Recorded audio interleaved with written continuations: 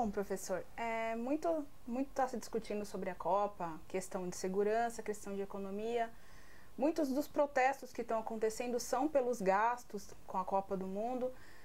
Tem uma parcela do empresariado, principalmente os comerciantes, eles estão um pouco receosos com isso, estão estimando perdas. Qual que o senhor acredita que deva ser o legado da Copa? O que o senhor imagina que a Copa deva trazer para o Brasil? Então, no primeiro momento, quando você tem esse tipo de grande evento, você sempre imagina, né, que você vai ter custos não tão elevados e você vai ter benefícios gigantescos, né? A literatura mostra isso, que a expectativa é de que as pessoas, antes de você entrar numa empreitada como essa, que ela vai gerar muitos resultados. O que se observa no Brasil hoje é que muito do que se esperava, do que seria esse legado da Copa do Mundo, acabou não acontecendo, né? Num primeiro momento esperava-se que obras de infraestrutura seriam feitas, só que essas obras de infraestrutura acabaram não acontecendo. Por exemplo, o trem-bala seria um exemplo típico disso. Você esperava que você teria um aquecimento da economia muito grande devido à Copa do Mundo e à vinda de estrangeiros para cá e a construção de estádios e coisas do gênero. Já tem estudos que mostram que o impacto no PIB vai ser insignificante, né? Então, assim, o legado econômico, a expectativa econômica, ao que tem indicado, não vai ser tão grande quanto se imaginava, o que é típico, né? Estudos mostram que isso aconteceu na Coreia e no Japão, estudos mostram que isso aconteceu na Olimpíada de Inverno do Canadá. Esse é um ponto. O segundo aspecto do legado, que poderia ser muito importante, é a imagem do Brasil no exterior, né? Um favorecimento da imagem do Brasil no exterior. A gente não pode esquecer que a Copa do Mundo, quando ela apareceu no momento em que o governo Lula e que o modelo lulista de desenvolvimento ele estava assim, muito, muito bom, né? Ou digamos assim, ele estava acontecendo de uma forma muito clara. Hoje a gente já vê que a economia enfrenta problemas e que todo esse modelo lulista está sendo questionado com as eleições próximas, né? E aí então o que a gente começa a perceber é que muito do que a gente imaginava de imagem para o Brasil também está sendo um pouco negativo, porque começam a aparecer os casos de violência, começam a aparecer as questões de desorganização do país e tudo mais, né? Eu acho que, infelizmente, o legado da Copa do Mundo ele vai ser bem menor do que as pessoas imaginavam, né? E hoje, até ontem, teve um protesto que eu achei bastante inteligente, que as pessoas falam, olha, não tem ruas pintadas para a Copa, né? A gente está vendo muito menos em São Paulo ruas pintadas para a Copa do Mundo, né? E no Rio de Janeiro fizeram uma alusão, só que com um hospital público, lotado e cheio de pessoas assim esperando atendimento. Então assim, as pessoas estão usando a Copa do Mundo como uma forma de mostrar problemas do Brasil. Porque você vê estádios gigantescos em Manaus, estádios gigantescos em Cuiabá, em cidades que não têm necessidade, um gasto público que na verdade não beneficia a população, né? Esse temor de alguns setores da economia, como por exemplo dos comerciantes, de que eles fizeram uma projeção inicialmente de que iam ganhar muito com o evento, que o evento ia ser benéfico para bares, restaurantes, agora estão revendo isso, o comércio está um pouco com medo. Você acredita que esse medo ele tem fundamento? Eu acredito que tem fundamento sim, né? Na medida em que o evento Copa do Mundo não pegou ainda entre os brasileiros, isso é bastante nítido, né? Você vê pouquíssimas pessoas andando na rua com blusas da seleção brasileira. Inclusive a própria ideia Copa do Mundo é uma ideia fracassada, né? As pessoas no Brasil hoje veem a Copa do Mundo, a marca Copa do Mundo, como uma coisa negativa, como uma coisa da FIFA que impõe coisas pra gente, né? Então o clima de festa e o clima que é associado a uma Copa do Mundo parece que ele está... A gente não sabe o que vai acontecer, vai depender do desempenho da seleção brasileira, mas me parece que é bastante fundamentado a diminuição da expectativa de ganhos com esse tipo de evento. E uma outra questão que também prejudica o comerciante é a questão dos protestos, né? Na medida em que protestos ganhem fôlego na rua, em que haja conflito entre manifestantes e policiais, na medida em que você tem uma forte presença policial na rua, isso acaba afugentando as pessoas dos lugares, né? Em relação aos custos, que está sendo muito questionado, que o orçamento dos estádios superou muito o que o governo tinha feito inicialmente, até em questão do atraso de entrega, a gente está vendo isso até no Itaquerão, que está faltando muita coisa, por exemplo, no domingo, a gente vê problemas de infraestrutura. Você acredita que esses fatores colaboram para prejudicar ainda mais a imagem negativa que o brasileiro já tem e que isso pode trazer um problema nas contas públicas para a próxima gestão, que a eleição é agora em outubro? Olha, sem dúvida nenhuma vai ter impacto expressivo nas contas públicas, né? Em estádios como o de Manaus, o estádio de Cuiabá, o estádio de Fortaleza, eles são estádios que vão ser subutilizados e muito caros e que pertencem ao Estado, né? Então, assim, sem dúvida você vai ter esses impactos na conta pública. A outra coisa que é importante de lembrar é que várias das obras de infraestrutura, elas foram feitas em torno de estádios, né? Sendo que vários desses estádios não vão ser utilizados, então a população não vai usufruir. O dinheiro que eu poderia ter, por exemplo, para fazer uma melhoria de transporte público, para ajudar populações, que são populações que estejam em favelas ou em periferias, acabou indo para estádios de Copa do Mundo, né? Para a região de Copa do Mundo. Então isso vai afetar com que a nossa capacidade de investimento seja diminuída, principalmente nos estados onde houve, né, a construção de estádios, né? Se você pegar a própria região de Itaquera, né, o que teve de desenvolvimento é muito pouco na região, em termos de infraestrutura, por exemplo. A Radial Leste já existia, o metrô que estava ali lá existia. O que você tem visto é uma perfumaria quase. Colocar umas placas diferentes, você melhorar o asfalto. Você não vê uma mudança expressiva de infraestrutura da região da Zona Leste, por exemplo, em São Paulo. Que foi o que foi prometido, né? Foi Quando foi prometido, anunciado, sim. disseram, quando a escolha estava entre o Morumbi ou construir um novo estádio, a justificativa era que teria uma melhoria para a Zona Leste, seria benéfico. Então isso daí ficou só no campo das promessas. Ficou no campo das promessas. A obra viária é uma obra restrita que tem ali em torno do estádio, você comentou que você foi lá ver. Você não vê nada que seja assim significativo que vá mudar a cara da Zona Leste em termos de mobilidade urbana, que é uma coisa séria, né? Se você pegar a Radial Leste, ela é uma via com poucas faixas. Não houve mudança, a expansão dessa via. Não houve a ligação, a criação de links diretos da Zona Leste para o centro, né? Então, assim, infelizmente eu acho que o brasileiro está muito desconfortável com a Copa do Mundo, porque ele percebe que venderam uma coisa que não está sendo entregue para ele, né? Comentando um pouquinho em relação aos protestos, muitas pessoas estão sentindo medo de sair nas ruas no dia da abertura da Copa, dia 12. Estão sendo organizados muitos protestos, a gente vê no Facebook, em redes sociais, vários protestos sendo organizados. Você acredita que no dia da abertura a gente pode ter alguma coisa assim mais séria? A gente pode ver as pessoas um pouco mais contidas em casa, evitando comemorar, que é aquele espírito de Copa? Olha, eu acho que a questão dos protestos, ela é uma possibilidade real que ela aconteça, né?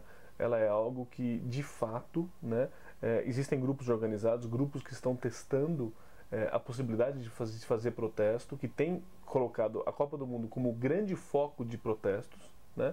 E eu acho que, objetivamente, o dia do início da Copa do Mundo tende a ser um dia em que haja muita manifestação e em que esses manifestantes tentem parar a cidade de São Paulo, né? Agora, o Brasil é completamente imprevisível. A gente fala que pode ter protesto, no final não pode acontecer nada, todo mundo sai feliz na rua, não tem previsibilidade do que vai acontecer, mas que tem uma tendência forte de que o dia do começo da Copa do Mundo seja um dia em que haja muitas pessoas na rua protestando contra a Copa do Mundo, possivelmente com black blocs agindo com quebra da ordem, possivelmente com o movimento do sem-teto bloqueando marginais, é uma possibilidade bastante real. E caso isso aconteça, qual você imagina que deva ser o dano para a imagem do Brasil lá fora? Olha, eu acho que ela é ambígua, essa questão da imagem do Brasil com relação a protestos. Porque quando você vende a Copa do Mundo, o que o gringo pensou? Vai pensar, o brasileiro que joga futebol, que samba e que é feliz. Que vive numa condição ruim de vida, mas que é feliz. Quando eles veem o brasileiro protestando por um país melhor, também mostra que existe inteligência e existe pessoas no Brasil que querem um país melhor. E que não é uma questão só de samba, futebol e mulheres, como se vende exteriormente, né? É uma ideia de que tem pessoas inteligentes, pessoas que estão pensando, lutando por um país melhor, e que veem que a Copa do Mundo é uma enganação da FIFA. Essa é a grande verdade. As pessoas hoje percebem que elas não gostam da Copa do Mundo, porque elas percebem que a Copa do Mundo é um evento corporativo, dominado por grandes corporações, aonde o cidadão comum não tem acesso. Se a gente quiser comprar um ingresso para a Copa do Mundo, eu escutei, assim, para agora você vai gastar 12 mil reais. Um sorteio de ingressos que as pessoas não sabem como ele aconteceu. Não é transparente. A pessoa não sente que a Copa do Mundo é dela, né? O brasileiro é apaixonado por futebol, ele é maluco por futebol. Todos nós gostaríamos de estar no estádio, vendo o Brasil jogar, e a gente vê que a gente não vai conseguir entrar. Quem vão entrar vão ser os convidados das corporações que patrocinam a Copa do Mundo. Vão ser as pessoas que ganharam num sorteio que ninguém sabe como foi esse sorteio. Então, assim, você sente que a Copa do Mundo é uma coisa apartada da realidade do brasileiro comum, né? Então, eu acho que isso é uma coisa bastante séria, né? Eles estão, a forma que a coisa se configurou, que a gente começa até a questionar a nossa paixão por futebol, Isso é muito, as pessoas estão muito desagradadas com isso. As pessoas estão sentindo que não é uma coisa deles, né, para eles.